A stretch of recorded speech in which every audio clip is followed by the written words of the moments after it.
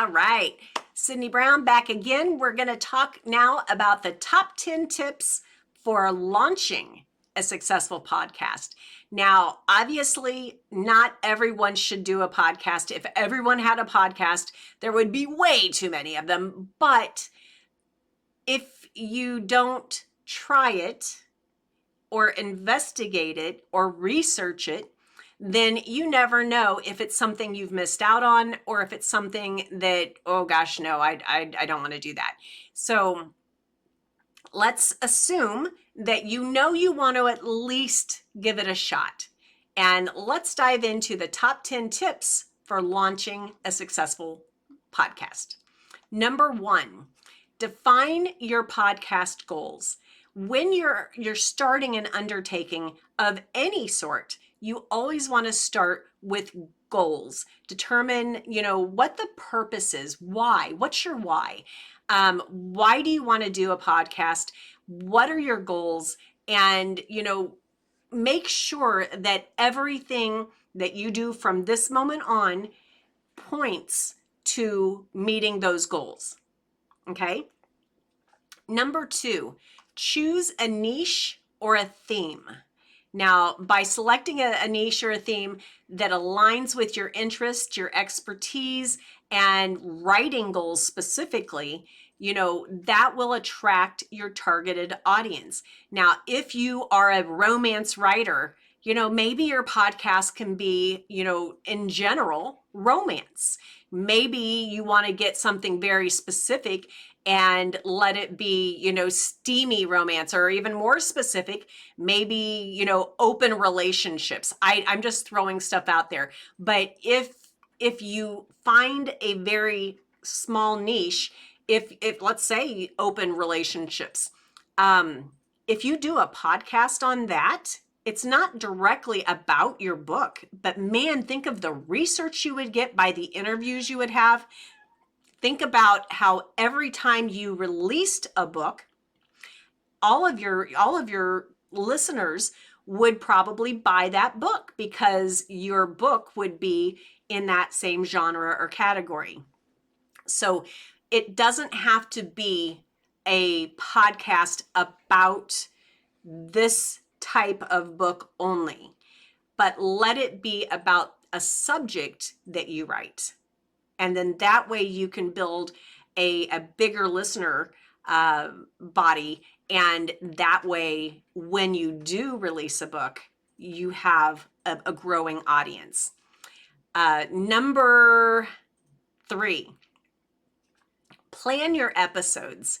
So you want to outline your episode topics, the formats, the guests, all of this stuff as far in advance as possible. At least, depending on how often you have a new episode, you would do it either monthly, weekly, whatever, but plan out several in advance, because if something shifts and you're relying on an interview from somebody, you want to make sure that you have time to bob and weave, so plan your episodes, outline the conversation, the topic, the format, and just make sure that you maintain a level of consistency with them, because you want your listeners to know what to expect. Number 4, invest in quality equipment. Now, this may be tough if you're trying to start up on a shoestring budget. You don't always have to have the best, I will tell you that, but it should be good. Maybe even good enough at first, but if you're doing video, like with this, I first started with what I thought was a good camera, but I realized quickly, comparing my phone video to what I had recorded, I realized quickly, oh my gosh, this is not the same quality at all. This video, the webcam, is awful. So I immediately went out, got a much better camera, and I already had the good speaker. And when you have good equipment, then you're better able to do what you're doing with a level of confidence. But if you don't have good quality, If your speaker's garbage, if you don't know how to use or to speak into your a nice speaker, you don't know what gain is, different things like that, you need to do some research and make sure you set up with something that your listeners are going to enjoy. Number 5, edit and produce professionally. Now, I am a big proponent of being authentic, but if this is a production that you're doing, if this is an audio production or a video production that you're doing, you want to make sure that there's a balance between authentic and not looking like crap. So, authentic is good. But if you just are bumbling through the whole thing, if if you say something really dumb, you need to edit that out. Dumb is cute every now and then, dumb all the time, you may need to rethink. So just make sure that you edit and produce professionally. You want to reduce like distractions and noises. If you're like a dog family and there's barking around, you need to either put them away or put yourself in a small room that has good sound, and make sure that you're not being distracting, because sometimes people will be like, what in the world is that, and it might be a cat purring or something. You never know what the sound is, but you don't want your message to be a distraction.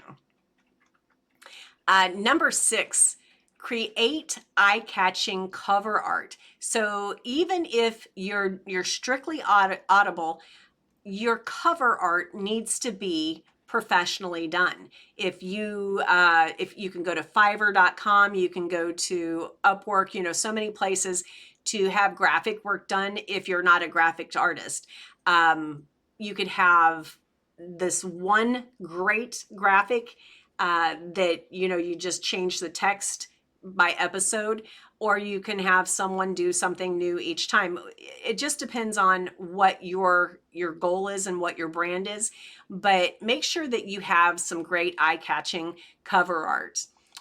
Number 7, promote your podcast.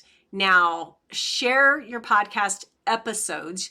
If you say, hey guys, follow my podcast, here's the link, they may or may not do that, but if you say, here's today's episode where we talked about, just going back to open relationships between partners and coworkers, I don't know, I'm just throwing stuff out there, then someone is much more inclined to click on that and listen to what in the world you're talking about.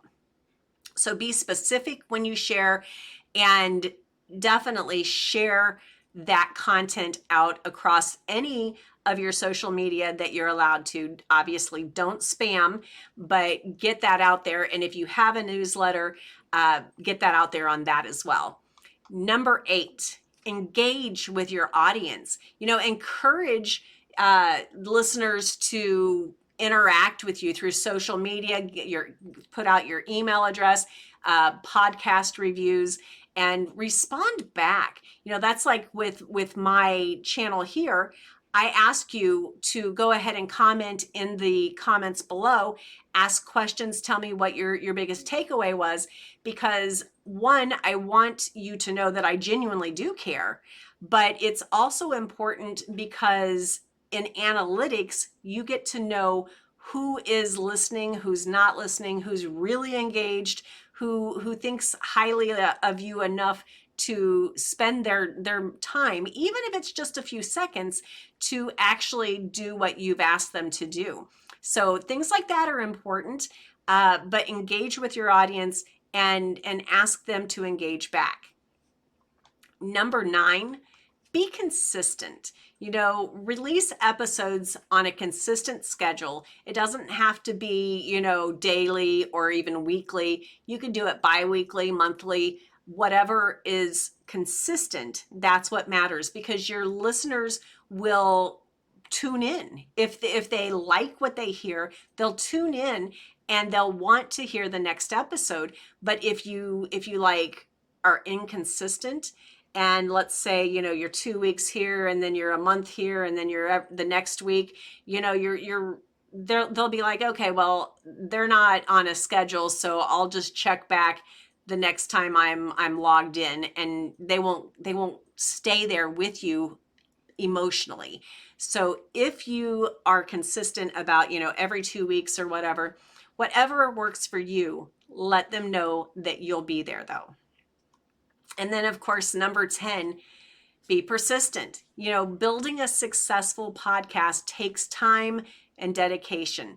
Be patient with yourself, be patient with the people and the following growing.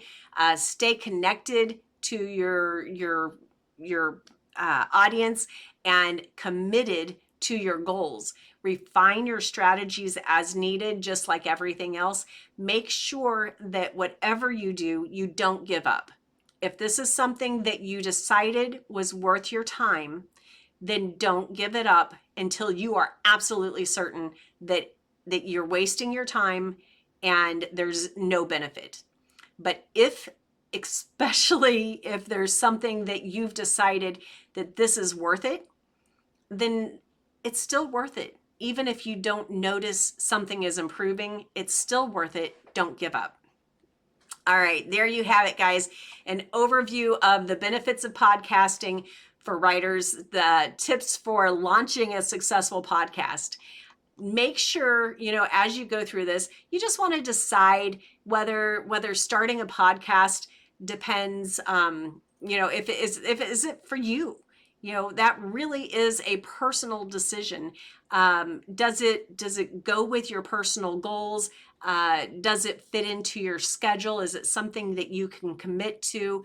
And then, do you have the ability to financially start it up? So, while podcasting can offer numerous advantages, reaching the wider audience, improving your storytelling skills, it does require a lot of time and effort to create and maintain. So that's something you need to decide. It's not for everyone. I would recommend, blogs, more widespread. I would recommend newsletters to pretty much everyone. Podcasts are one of those things that I would say only, I would say maybe 1 in 10 writers might consider it. It's not something that I would recommend for widespread. Maybe work more about being interviewed on podcast if it's something that you want to do. Grow toward being the speaker on other people's podcast. But it is a very good way to build awareness of your name, your brand. So absolutely look at the value of it. I'm not saying no, but if you believe that it aligns with your goals and you're willing to invest in this, then go for it. It's definitely got potential. You just have to be there to back it up.